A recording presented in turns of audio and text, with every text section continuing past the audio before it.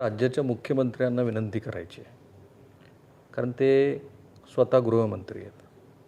एकतर ज्या पद्धतीचं प्रकरण म्हणजे खूप वर्षानंतर म्हणजे 26 वर्षाच्या पत्रकारितेमध्ये आपल्या महाराष्ट्रामध्ये असं होऊ शकतं, ज्याला आपण कोल्ड ब्लडेड मर्डर म्हणतो. आणि त्यामुळं राज्याचे गृहमंत्री म्हणून अधिवेशन सुरूच आहे. सगळ्यात आधी तर त्यांनी मी आज श्री विशाल अग्रवाल यांच्याबरोबर आहे. मला स्वतःला अपराध्यासारखं वाटतं आहे, कारण ते सगळ्या माध्यमांना मुलाखती देत आहेत. त्यांचा एकुलता एक मुलगा जो बोस्टनमध्ये शिकून इथे आला होता, ते आहेत तुळजापूरचे. तर राज्याच्या मुख्यमंत्र्यांनी सर्वात आधी तर ह्या सगळ्या प्रकरणामध्ये, कारण हे बरंच गुंतागुंतीचं प्रकरण झालं आहे, SIT करता येईल का? त्यांच्याकडे बरेच कायदेशीर तज्ज्ञ आहेत, निकम यांच्यासारखे किंवा मिसर यांच्यासारखे. तर त्यांना विचारून हे बघायला पाहिजे की हे फास्ट ट्रॅकमध्ये देता येईल का? कारण हे जितकं हाय प्रोफाईल आहे तेवढंच समाजावरती इम्पॅक्ट करणार आहे. आणि म्हणून मी विशालजी तुमच्या आधी माफी मागतो, कारण मला हे समजतं आहे की 26 वर्षाचा मुलगा गेल्यानंतर आपल्याला दुःख काय होतं. तुम्ही त्या राज्याच्या मुख्यमंत्र्याला काही तुम्ही सांगणार आहात?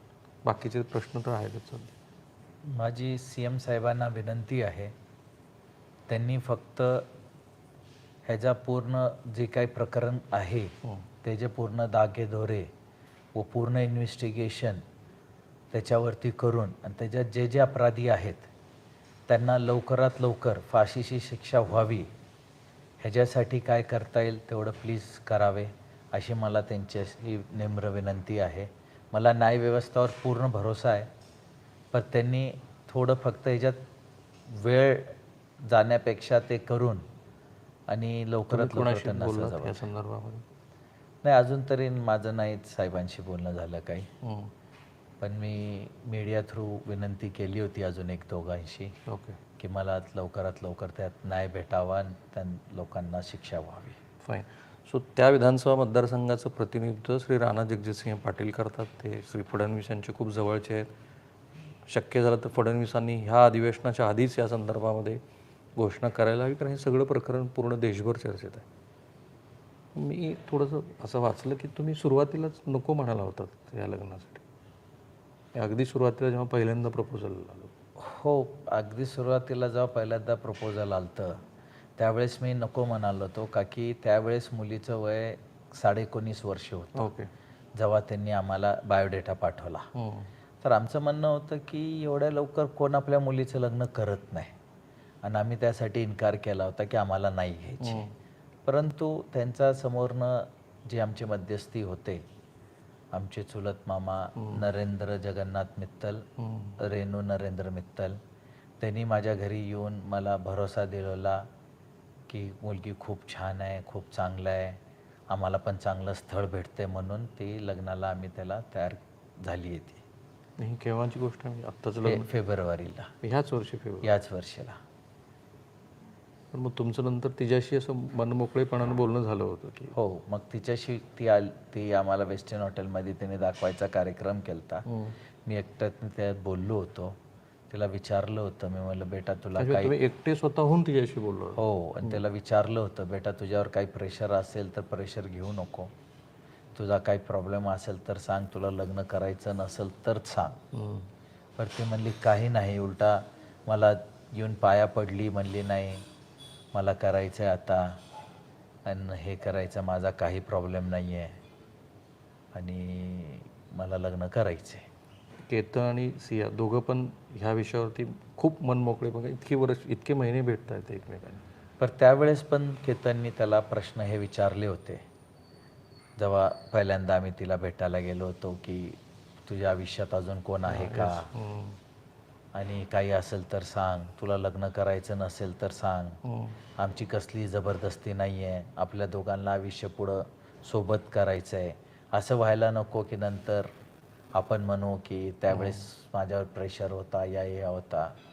तरी मनमोकळ्याप्रमाणे सांगितलं नाही असा काहीच प्रॉब्लेम नाही आणि असं काहीच नाही आहे. अगदी एवढी थोडीशी सुद्धा हिंट कधी तिने दिली? कधीच दिली नाही. उलटा तुम्ही अगर त्यावेळेस प्रोग्रामला असला असता तर तुम्ही बघितलं असतं की ती किती आनंदाने सगळ्यांशी भेटते आहे, एंगेजमेंटच्या टायमाला किती आनंदाला सगळ्यांच्या लोकांच्या विशेष घेते आहे, त्यांना धन्यवाद करते आहे. त्याने एंगेजमेंटला स्वतःहून त्याने केतनसोबत डान्स केला आहे, एकट्याचा डान्स केला आहे. अगर असं कुठंही असलं असतं तर अशी कुठली मुलगी करत नाही ना. जिच्या मनात अगर समजा असं काही हे असेल ती करत नाही. म्हणजे मला असं वाटतं की प्लॅनिंगच काहीतरी वेगळी होती. हेतूप्रमाणे केलं आहे. एक सामान्य व्यक्ती, मुलगा असो या मुलगी असो, तो असा असला तर एक लिमिटेड असतो, बसून असतो. पर तिथं त्यांनी सगळं त्याच्या कसलीच रिॲक्शन्स नव्हत्या. त्यानंतर पण ती घरी पण यायची, डिनरला पण जायची, सगळीकडे जायची, पण त्याचे कधी असे हे नव्हते. मी चेतनच्या आईवडिलांशी बोललो, मग त्याचं ते दिसतंय माध्यमामध्ये आलेलं. ते म्हणतात की आमच्या मुलाला फसवलं. तर मला थोडासा वेगळा संशय एक पत्रकार म्हणून, इथे कोणीतरी कोणाला ब्लॅकमेलिंग करते की काय असं वाटतं. कारण सियाचे ते व्हिडिओ आपण जर बघितले, जो काही दिवस आधी तिने असं कुठंही जाणवत नाही तिच्या चेहऱ्यावर की ती नाखुश आहे. तेच तर तुम्ही अगर ते आता सोशल मीडियावर त्यात जसे भरपूर व्हिडिओज आले, केतन सोबत पण आलेत, लोड झालेत. तुम्हाला कुठं वाटतंय का ते नाखुश अजिबात आहे? नाही, मी कुठंही जाणवत आता समजा आज त्या मुलाचा या त्यांच्या काल ॲडव्होकेटने पण सांगितलं की माध्यमाला की त्याला फसवलं जातं. असं कसं होईल? फसवण्यासाठी आम्ही काय त्याला ओळखत नाही. त्याच्या व्यतिरिक्त पोलिसांनी त्याच्यावर हा आरोप लावला आहे, म्हणजे त्यांच्याकडे ते प्रूफ असतील सॉलिड, तेव्हाच आरोप लावला ना, तेव्हाच त्यांनी त्याला अरेस्ट केलं आहे. आता त्याचे वडील तर म्हणतील हे आमचा मुलगा चुकीचा आहे, पण मी पण तो इंटरव्ह्यू बघितला आहे. ते म्हणते ते तिथं होता. आता मला एक सांगा, होता लांब उभारला होता, कशाला गेला होता? बरोबर, अगदी. आणि लांब उभारण्यासाठी एवढ्या लांब जाणार आहे का? अगर डोंगरावर लांब उभारण्यासाठी जायचं होतं तर त्या घराजवळ डोंगर आहे, मार्केट यार्डला. तिथपर्यंत जाण्याची गरज आहे का? सामान्य गोष्ट आहे ना. खूपच ह्या सगळ्याच प्रकरणामध्ये इतके गुंतागुंत आहेत, ज्या सफाईदारपणे बोलतायत की आमच्या मुलाला फसवलं. त्यांना पत्रकारांनी हाही प्रश्न विचारला की तुमचा मुलगा तिथं काय करत होता, तरीही त्यांचा तो सूर आहे की नाही, फसवलंय त्याला. त्याच्या बाबतीत तर मी उत्तर नाही देऊ शकत. ते तर आता न्यायमूर्ती त्याच्यावरती न्याय घेतील सगळे एव्हिडन्स बघून. तर तुम्ही काय असं सोशल मीडियात लिहिलं का की सियाच्या कुटुंबियाबद्दल पण तुम्हाला आता संशय येतो की त्यांनी? सर आता बघितलं गेलं तर यायला पाहिजे ना. 20 वर्षाच्या मुलीचा एवढा मोठा कसला फैसला घेणे आणि एवढं मोठं करणे हे काही एवढं सोपं आहे का सर? दुसरी गोष्ट, त्यांनी आम्हाला सांगितलं तर मुलगी एकदम घरगुती आहे, दारू पिण्याचा याचा विषय नाही. आज मी पण सोशल मीडियामध्ये त्याच्या बर्थडेची एक क्लिप बघतोय ज्याच्यामध्ये ती दारू पिते आहे. Very shocking. म्हणजे आता ह्यांनी हे काय काय गोष्टी लपवलेत आणि कुठल्या आई वडिलांना आपला मुलगा काय करतोय हे माहीत नसतं. 2-2 हजार फोन कॉल्स असतील तर कसं माहीत नसतं? आणि 20 वर्षाच्या पोरीचं माहीत नसतं. आपल्या संस्कृतीमध्ये 25 वर्षाच्या मुलीची पण ती कुठं जाते, काय करते, आई वडिलांना सगळं माहीत असतं. त्यालाच आपण संस्कार म्हणतो ना. काळजी असते आपल्या पोराची की ती कुठं आहे, काय करतोय, काय नाही करत आहे. मग त्यांना असं कसं होईल की त्यांना काहीच माहीत नाही? आणि जेव्हा की हा जो मुलगा आहे चेतन, तो सियाच्या भाऊ साहिल ह्याचा एकदम खास मित्र आहे. मग त्याच्या भावाला माहीत नसेल का आपली बहीण कोणासोबत फिरते या माझा मित्र कोणासोबत फिरतो? असं कसं होईल? की मग असं आहे की चेतन नको म्हणून केतनला तुम्हा अग्रवालांना आग्रह करून त्या लग्नासाठी तयार केले? त्यांना माहिती आहे आता, अर्थात ही सगळी शक्यता आहे आणि तुमच्याही लिखाणात असू शकतो ना. समजा असं पण तुमच्या म्हणण्याप्रमाणे असेल, पण म्हणजे चेतन माहिती आहे तो नकोच आहे आपल्याला कुठल्याही गुण अवगुणामुळं. केतन म्हणजे एकदमच बोस्टनमधनं शिकून आलेला, वेल टू डू फॅमिलीतला. हो, मग परत त्यांनी निर्णय पहिले घ्यायला पाहिजे होता ना. त्यांच्या मुलीकडनं तो निर्णय घ्यायला पाहिजे. आज त्यांची समजा हे चेष्टा मस्करी झाली या त्यांच्या इगोला सॅटिस्फॅक्शन करण्यासाठी हे केलं, पण आज माझा तर मुलगा गेला ना. सहमत आहे. ह्याचा पूर्ण शिक्षा कोण भोगतोय? ते नाही भोगत आहे, मी भोगतोय.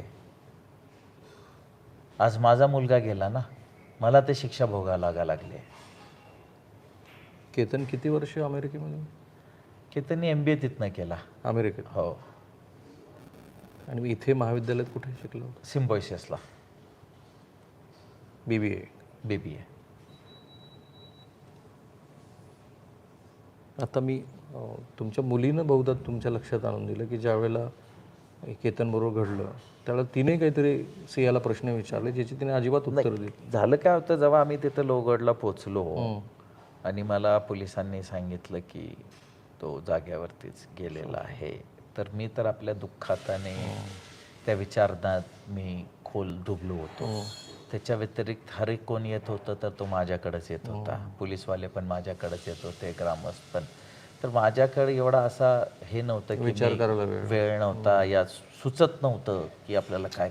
पण तिला ते सुचलं, त्यांनी फरदिशीने तिच्याकडे गेली, त्यांनी काही प्रश्न विचारले की कसं झालं वरी, कशाला तुम्ही तिकडे एजवर गेलते, कसा पडला तो, असं कसं होऊ शकतो, तो तर जातच नाही एजवरती.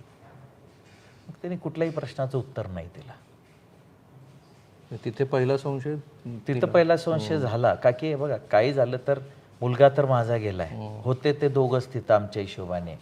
मग आम्हाला कमीत कमी उत्तरं तर भेटायला पाहिजे होती. जेव्हा उत्तर भेटत नाही तर पहिला तिथं ह्या गोष्टीचा शक आला. आणि मग तिने तिला पकडल्या कबुली जबाब दिला की पुन्हा आणखी पोलिसांनी काही वेगळ्या पद्धतीने? नाही, मी नव्हतो सर तिथं, तर मला आयडिया नाही त्यातली.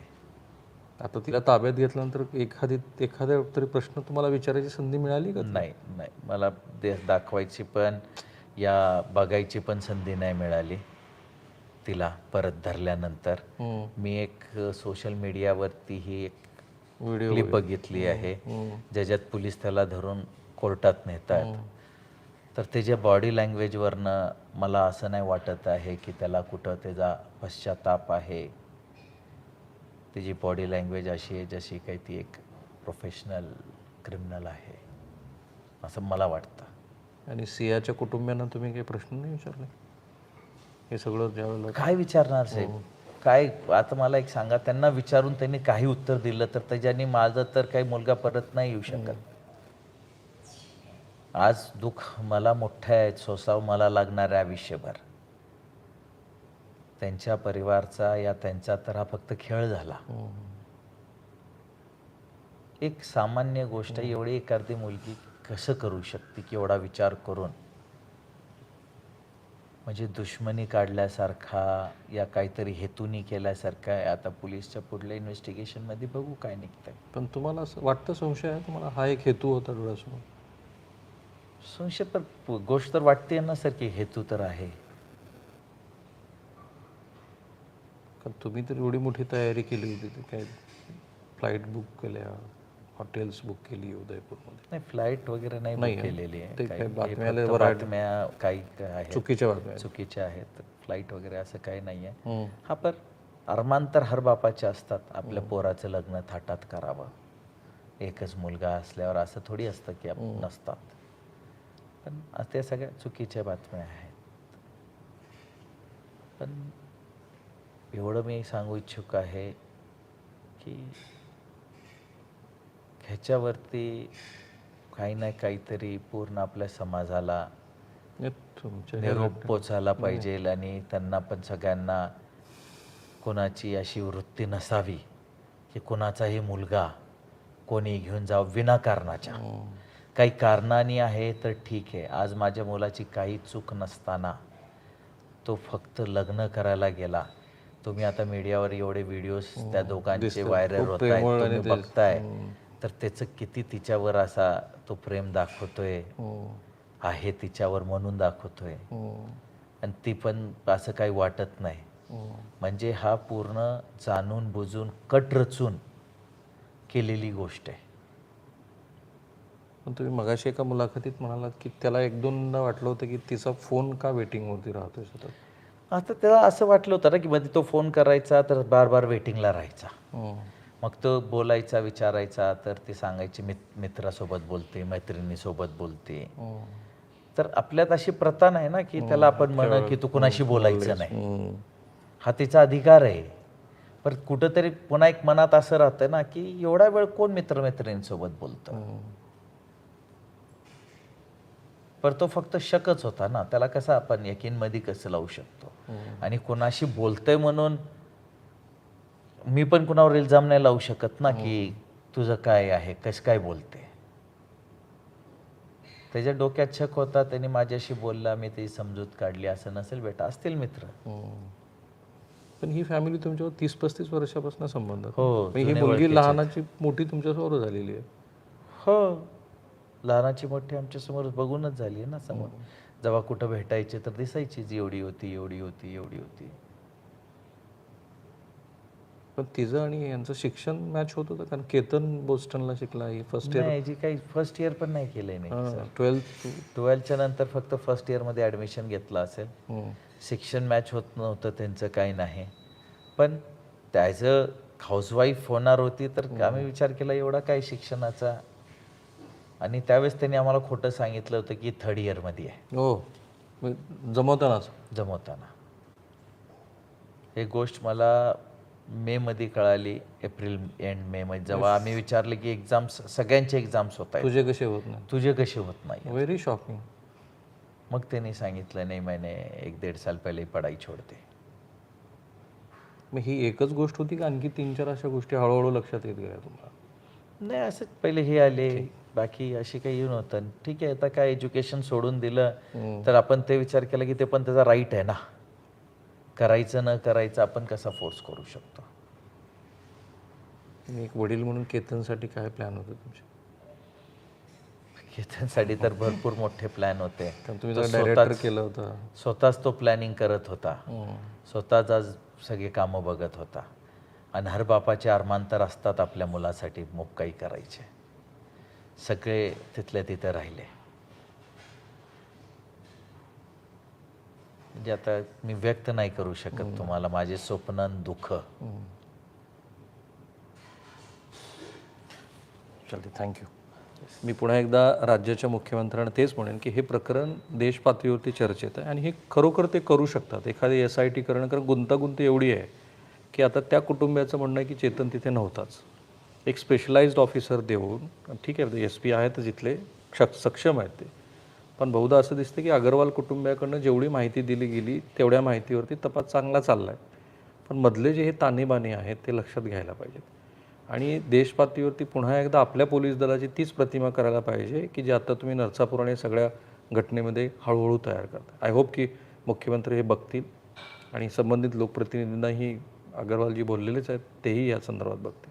आपलं तिकडे लक्ष असेल. थांबूया.